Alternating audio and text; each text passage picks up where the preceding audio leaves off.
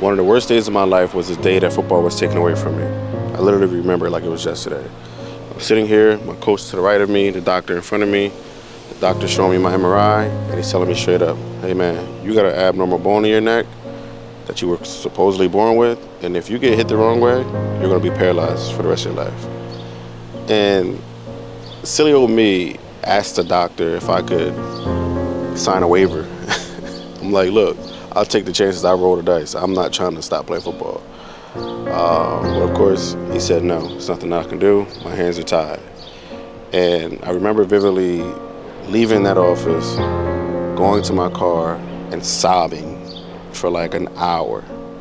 I called my little brother, and I just cried on the phone with him. And at the time, I thought that I was grieving football. But in reality, I was actually grieving my identity. I didn't know who I was outside of football. I didn't know what to do. All of my life, since maybe 6 years old, I was playing a game of football. Second and 10. Trapped again to throw. Has a man, and that is tipped up and intercepted by the Lions. Down the far sideline. Loading inside the 10-yard line. But you have to like the fact that the So my entire identity was wrapped up in the game. The way I walked, the way I talked, the way I acted in school was all wrapped up in this identity of an athlete.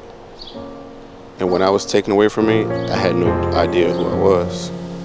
And it wasn't until years later that I realized that it's very dangerous to wrap your identity in something that can be taken away.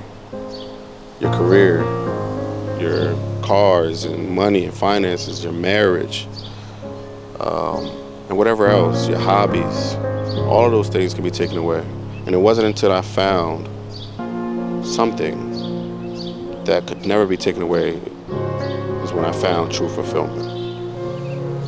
And for me, in my worldview, that is God, that is Jesus Christ. And when I found out that my identity was actually rooted in Him and not in the things that He's given me, it made the difference. It made the entire difference. I no longer wrap my identity in the things that I strive for. I'm still going to strive for greatness. I'm still an athlete. That's never going to change. I don't care how old I get, how my body changes. I'm still an athlete, and I'll still give you buckets. You know what I mean? I'll still route a couple people up too. But just not as good as I did back then. However, those things are afterthoughts. My identity really comes from my Father, my Heavenly Father. And that's something that can never be taken away. To me, that's safety. To me, that makes sense. To me, that's how God intended it to be all along. In Genesis, it literally says, let's make man in our own image. He was establishing our identity from the very beginning. He didn't establish it based off our abilities, based off what we can do, how we are, how we act, our personalities. He established our identity based off of His image. And if I could strive for anything, I strive daily to become more like Christ. When people see me, I want them to get a little glimpse of Jesus Christ. And I have failed miserably at that over the years. But I'm going to keep striving, because that's something that can never be taken away. I could strive for that for life.